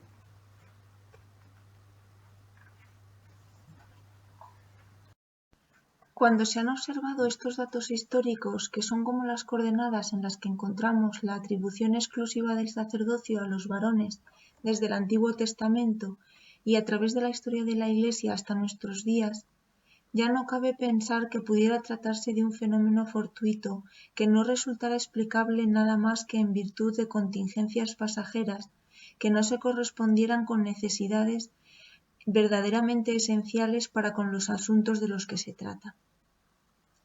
Es muy cierto que hoy día muchos teólogos e incluso biblistas nos aseguran que si se trata de un hecho incuestionable a través de toda la Biblia y la tradición, no es sin embargo posible encontrar una justificación teológica. En estas condiciones, nos dicen, se estaría en presencia de asuntos de mera disciplina, cuestiones de oportunidad y no de principio, y si la Iglesia llegase a considerar que al haber cambiado las circunstancias podría ser bueno que se pudiera conferir el sacerdocio a las mujeres, igual que ha podido estar justificado el no hacerlo en el pasado, nada tendría por qué impedirlo. Un razonamiento de este tipo es de una inconsistencia llamativa, una perseverancia de la Iglesia tras la de la Biblia en el mantenimiento, contra todas las prácticas habituales de la humanidad, de un determinado comportamiento, si él mismo no se hubiera asentado en un principio fundamental, aunque hubiera permanecido más o menos implícito hasta ahora, sería incomprensible y aún más injustificable. De hecho, el principio que justifica el que el sacerdocio quede reservado a los varones es ciertamente un principio teológico explicitado, si no completamente, en todo caso indudablemente, desde el inicio de la revelación, aunque no haya quedado definido con toda exactitud. Quienes son incapaces de verlo, comportándose como lo hacen, habrían dicho también, y de modo paralelo, antes del Concilio de Nicea, que la filiación auténticamente divina de Jesús no podía ser considerada principio teológico, dado que fue necesario precisamente este concilio para definir la consustancialidad del Hijo respecto de su Padre. Estos tales, por el mismo tipo de razonamiento, habrían declarado teológicamente indefendible la divinidad del Espíritu antes del Concilio de Constantinopla, o la unidad de la persona de Cristo antes del de Éfeso, o la realidad completa de las dos naturalezas antes del de Calcedonia, etc. Bueno, dice que ahora ha pasado del argumento bíblico a la tradición, al argumento de tradición cristiana. Esto que la Biblia afirma, que el sacerdocio se reserva a los varones, no solo está en la Biblia, sino en toda la tradición, se ha mantenido. Y eso para cualquier teólogo tiene un peso. ¿Sí? Porque la Iglesia también es guiada por el Espíritu Santo, ¿sí? En su tradición.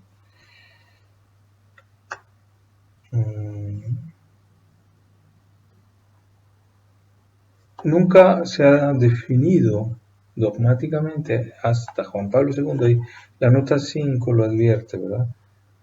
Juan Pablo II en 1994, o sea, después de la publicación de este libro, sí definió dogmáticamente que un católico no puede pensar que la mujer puede ser admitida al sacerdocio. Es una definición, se ha dicho cuasi dogmática, porque no añade anatemacito, o sea, el que diga esto ya no es católico. Pero sí prohíbe que se siga hablando, que se vuelva a proponer, porque es doctrina revelada, es una verdad revelada que el sacerdocio está reservado a los varones, el sacerdocio cristiano, católico. Bueno, eso ya quedó zanjado. No es que los teólogos hagan mucho caso, pero que al menos ya está definido, no como dice aquí que no había sido definido. Pero de todos modos, aunque una verdad no haya sido definida, no quiere decir que sea vacilante. Y pone aquí varios ejemplos, ¿no? Puede haber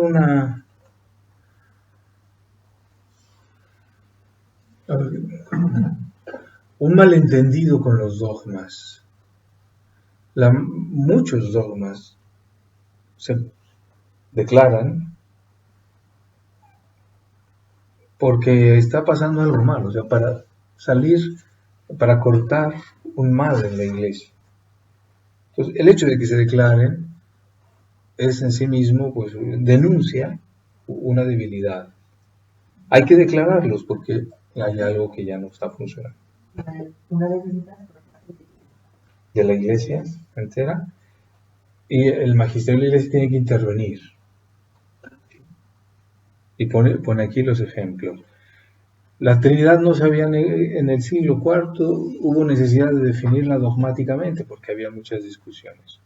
Concilio de Nicea, son los que pone aquí. No tengo de Nicea, sí. El de Éfeso, el de Constantinopla. Bueno, es que no va en orden, pero bueno, es Nicea, Éfeso, Calcedonia, Constantinopla. Esto lo ha estudiado muy bien Newman. Muchas veces los dogmas han sido proclamados como una necesidad para cortar una mala corriente. ¿Sí? Entonces, ¿por qué nunca se había definido hasta Juan Pablo II que la mujer no puede ser admitida al sacerdocio? Porque no hacía falta definirlo. Estaba en la conciencia católica de todos, a nadie se le ocurría. Solo hoy, como nunca se había, no sé,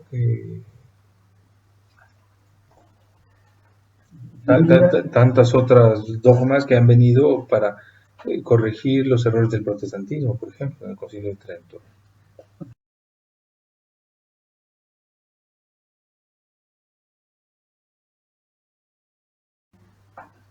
Claudel lo ha hecho ver con esta obra de teatro, El intercambio, Les Exchanges. En el fondo es terrible esa. Sí. Porque es un matrimonio entre una chica francesa de un pueblo francés, católica de raíz y de pensamiento, y un americano que llega por ahí y cuando se casan. Se casan y luego él se quiere divorciar, pero a ella no le cabe en la cabeza la idea del divorcio. Simplemente no puede concebir. Me quiero divorciar, inténtalo, no se puede. No se puede separar lo que es uno. Es una conciencia muy fuerte. Lo que hace ver Claudel es este cambio. Ahora se nos ocurre. También la Francia católica tendrá, bueno, no es que no se les ocurra, ¿no? Ya no existe, ¿no? Esa solidez. Entonces, ahora hay que defender mucho, hay que hacer mucha doctrina moral sobre el matrimonio, lo que antes estaba en la vida. En fin. El hecho es que estos 20 siglos son para cualquier teólogo un argumento, ¿no? No se puede despreciar lo que la Iglesia ha vivido pacíficamente durante tantos siglos. Y en esto sigue insistiendo. ¿Seguimos? Detrás de sus afirmaciones hay una visión de la teología que podríamos llamar perezosa, por lo estática, derivada de una visión literalmente estrecha de la revelación. Lo que por la inercia de una irreflexión que se cree devota convierte a todos estos tradicionalistas en aliados involuntarios, pero por desgracia los más eficaces, de todos los reformadores heréticos.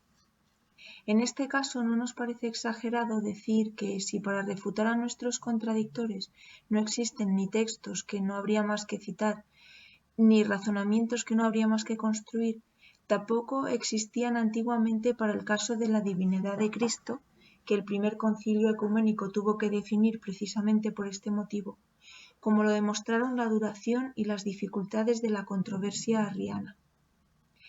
Pero también es cierto que en el presente caso el aplastante consensus fidelium de más de 20 siglos aparece en realidad fundamentado en una sobreabundancia de enseñanzas bíblicas y experiencia espiritual cristiana que no puede escapar nada más que a una visión miope, tanto de los textos como de los hechos.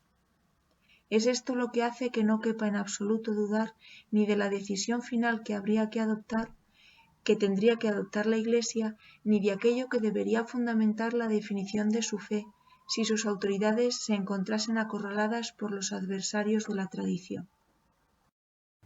Muy bien, hasta ahora siguen lo mismo, ¿no? Ahora sí viene un cambio en el razonamiento, pues sí, hace ver cómo esto tiene una base natural de esta teología de la dignidad de lo femenino, tiene una base natural, la humanidad lo entiende, aunque no lo haya sabido formular. Y finalmente el último parrafito de esta página sobre el verdadero feminismo. Añadamos que en el presente caso, tras el sentido cristiano, hay un presentimiento natural, espontáneo, de sana humanidad, que una sencilla reflexión antropológica verdaderamente fundada y científicamente desarrollada no encuentra dificultad en formular y justificar. En efecto, la reivindicación actual de la ordenación de las mujeres con el fin de asegurar así una igualdad de la mujer y del hombre supone que esta igualdad no puede lograrse nada más que por medio de una desaparición, tan radical como sea posible, de las diferencias entre el hombre y la mujer. Sin embargo, para los psicólogos y los sociólogos más perspicaces, ahí radica una de las notas que revelan más claramente las condiciones particularmente desfavorables en las que este problema de la igualdad entre los sexos se lamenta en la actualidad. Siguiendo esta vía, aquello que se quiere promover corre el peligro de naufragar antes de tiempo, porque no se cae en la cuenta de que el problema se plantea en términos poco realistas, contraproducentes, que dirían los ingleses. La victoria aparente que se obtendría en estas circunstancias, lejos de asegurar aquello que se quiere lograr, sería una nada derrota. Porque en este caso nos encontramos en efecto de presencia de una forma de feminismo que, por bien intencionado que sea, no puede ser más que ruinoso para una verdadera liberación de la mujer. Porque una igualdad que se confunde con la pura y simple identidad que se logra con otro, que es de verdad su igual, sin tener que ser por ello su idéntico en todo, no sería sino un engaño. Para aquel que la reivindica no puede conducir finalmente nada más que a la pérdida de su propia identidad. Muy bien. El resto del capítulo sigue abundando en esto. El feminismo que destruye lo propio de la mujer no es feminismo, sino lo contrario. No.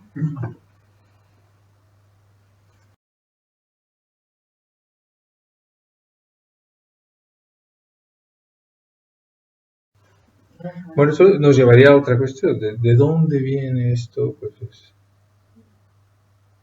esto es lo que hemos tratado a propósito. La representante más conspicua, la representante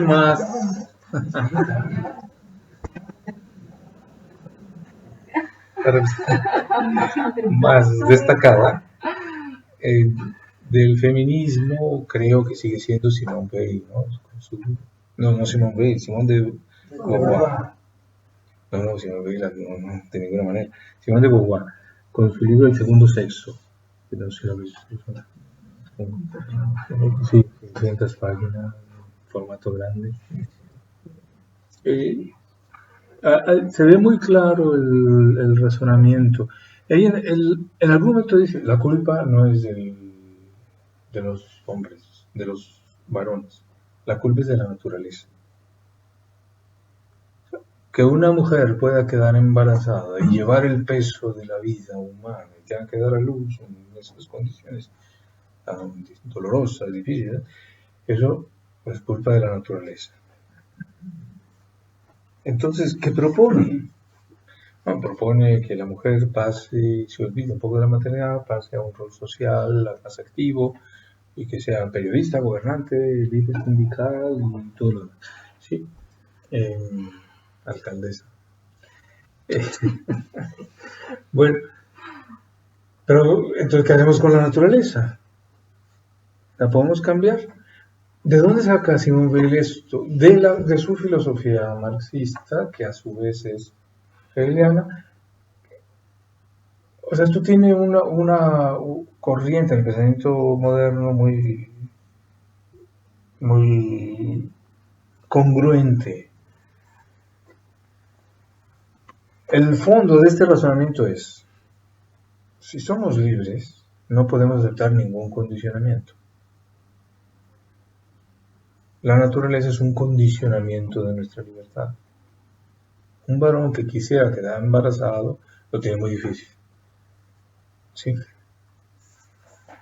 Entonces, ¿se puede cambiar esto? Lo que está detrás de esta pérdida de identidad de la mujer es este pensamiento de que la libertad tiene que ser absoluta. Si soy libre, tengo que ser absolutamente libre, sin ningún condicionamiento de la naturaleza, sin haber recibido nada de nadie. ¿Por qué tengo que tener este cuerpo y esta determinación sexual si yo no la he elegido? Eso es lo que está detrás. El gran tema del pensamiento moderno es este. Por eso tampoco se puede, según Marx, el que reza no es libre, porque reconoce que su ser depende de otro, de Dios. Esta dependencia le impide ser el mismo. El que reza todavía no existe, así dice, casi literalmente. Todavía no. No es él. El que existe es Dios, él sí tiene el ser, él es. Tú no, por eso tienes que rezar. Por eso él prohíbe la oración. La religión es el opio del pueblo, no hay que rezar. ¿Para qué? Para poder ser tú. Ese es el fondo de esta cuestión. Ahí no entra Bouyer.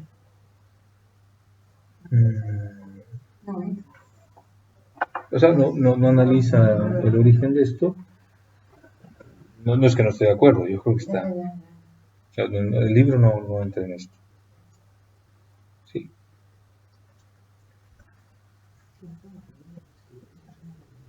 Somos libres, pero no absolutamente libres. Pero esta es la trampa. Si tengo un condicionamiento, ¿no soy libre? No. Soy libre, pero como respuesta a otra libertad. No soy libre de ser hombre o no serlo. Soy como soy. Pero sí soy libre de aceptar, de decir un sí al don de otro o de rechazarlo. La libertad, el fondo de esto es que la libertad no es libertad. Lo esencial de la libertad no es la elección, es el sí al don de otro.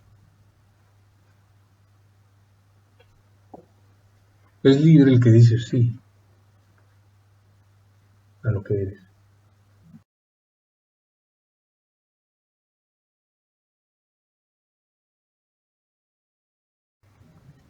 Pero es que atenta a esto, porque está identificando estar condicionado a no ser libre.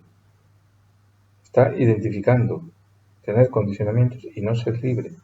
Eso es lo que es falso.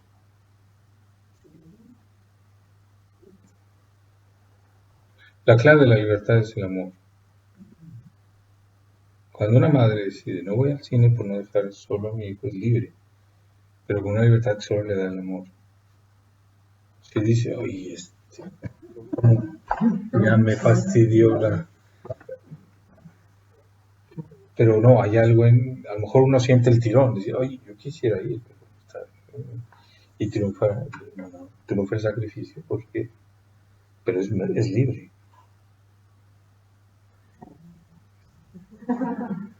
Si no, Pero es que es la conocéis lo de Kirillov, ¿no? Lo hemos dicho muchas veces en casi todos los seminarios, sale Kirillov. Tampoco puedes repetir. Kirillov es un personaje de Dostoyevsky en Los demonios. Sí, que los demonios son una secta anarquista que Dostoyevsky se inventa en una ciudad rusa que se inventa. Pero es genial la novela. A este pobre hombre le han metido en la cabeza un dilema. Tú no existes por haberlo decidido tú. Tú existes porque acción de otros.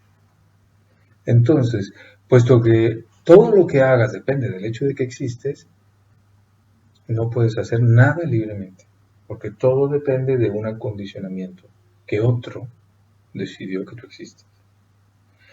Por tanto, el único acto de libertad que puedes realizar es suicidarte. Sí. Esta es la trampa de la libertad absoluta. El que no quiere contar con ningún don de otro, no tiene salida.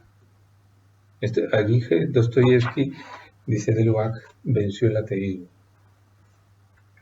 de su época. ¿Quieres no contar con Dios? ¿Quieres no contar con una causa que te precede, que te da fundamento? ¿Quieres ser tu propio fundamento? ¿Quieres crearte a ti mismo? Pues la única posibilidad que tienes es suicidarte, porque todo lo que hagas depende de que otro te dio el ser.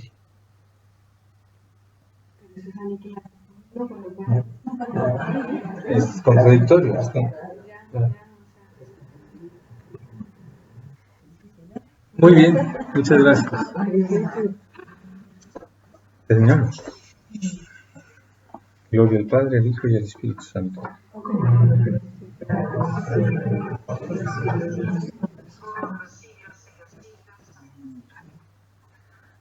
Hermanas, ha sido un placer.